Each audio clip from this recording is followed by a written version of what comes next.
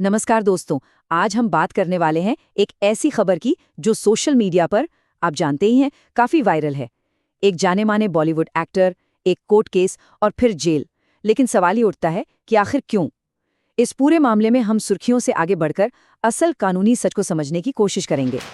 सोचिए, ये शब्द थे एक्टर राजपाल यादव के, ठीक तब जब वो अधिकारियों के सामने सरेंडर करने जा रहे थे। इन बातों में जो बेबसी है वो इस मामले के इमोशनल पहलू को दिखाती है।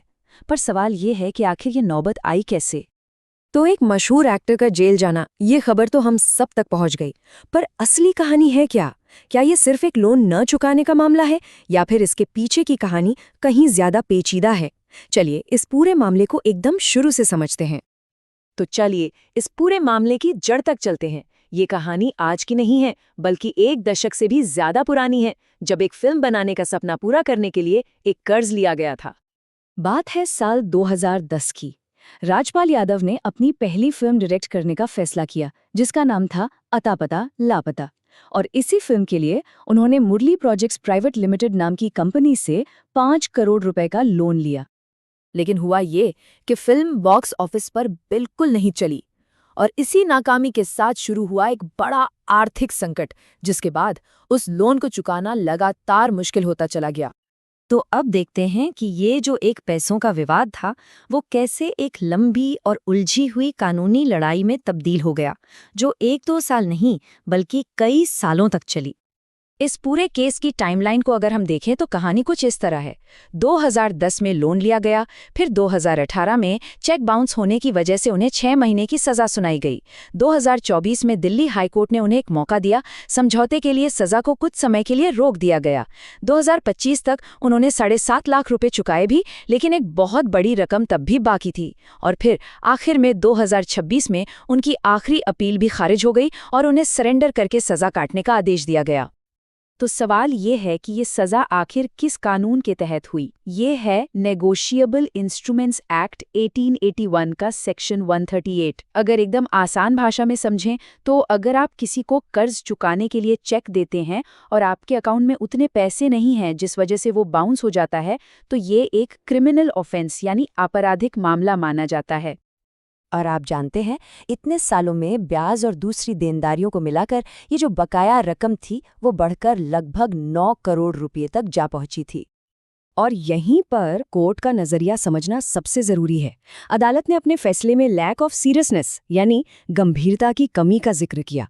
कोर्ट ने पाया कि राजपाल यादव पिछले कुछ सालों में करीब 20 बार अलग अलग मौकों पर दिए गए अपने वचन यानी अंडरटेकिंग्स को पूरा करने में नाकाम रहे। तो मतलब बात सिर्फ कर्ज की नहीं रह गई थी, बल्कि कोर्ट को बार बार दिए गए वादों को न निभाने की भी हो गई थी। तो अब आते हैं इस केस के सबसे जरूरी सवाल पर, वो पॉइंट जहां ज्यादातर लोगों को कंफ्यूजन होता है। जेल जाने की असली वजह आखिर थी क्या? इसको ऐसे समझिए, इस केस में 2 हिस्से हैं। पहला, कानूनी कार्रवाई शुरू क्यों हुई? वो हुई लोन डिफॉल्ट और चेक बाउंस की वजह से, जो कि एक फाइनेंशियल डिस्प्यूट था। लेकिन, और ये सबसे जरूरी बात है, उन्हें जेल क्यों हुई? जेल हुई कोर्ट के आदेशों का बार बार पालन न करने की वजह से। समझौते की शर्तों को और कोर्ट के निर्देशों को लगातार नजरअंदाज करना ही आखिरकार सजा का कारण बना। अच्छा, जैसे ही उनके सरेंडर करने की खबर आई तो फिल्म इंडस्ट्री और राजनीति से कई लोग उनके सपोर्ट में भी आगे आए। इनमें एक नाम था सोनू सूद का, जिन्होंने बहुत ही सम्मानजनक तरीके से मदद की पेशकश की। उन्होंने राजपाल यादव को अपनी आने वाली फिल्म में एक रोल ऑफर करते हुए कहा कि ये कोई चैरिटी नहीं है, बल्कि उनके काम का सम्मान है, जो भविष्य के काम में एडजस्ट हो जाएगा। उनके अलावा एक्टर गुरमीत चौधरी ने भी पूरी फिल्म इंडस्ट्री से अपील की। उन्होंने कहा कि हमारी इंडस्ट्री एक परिवार की तरह है, और परिवार मुश्किल वक्त में अपनों को अकेला नहीं छोड़ता। और सिर्फ फिल्म इंडस्ट्री ही नहीं, राजनेता तेज प्रताप यादव ने भी इस मुश्किल समय में एक्टर के परिवार को 11 लाख रुपए की आर्थिक मदद देने की पेशकश की। लेकिन पूरी तस्वीर को समझने के लिए हमें सिर्फ इस एक केस को नहीं, बल्कि उनकी दूसरी आर्थिक मुश्किलों को भी देखना होगा। देखिए, ये कोई अकेला मामला नहीं था। उन्होंने सेंट्रल बैंक ऑफ इंडिया से भी 5 करोड़ का एक अलग लोन लिया था, और उस बैंक लोन के डिफॉल्ट के मामले में वो 2018 में पहले भी 3 महीने की जेल की सजा काट चुके थे। इतना ही नहीं, 2024 में बैंक ने बकाया वसूलने के लिए उनके होम टाउन शाहजहांपुर में उनकी प्रॉपर्टी को भी जब्त कर लिया था।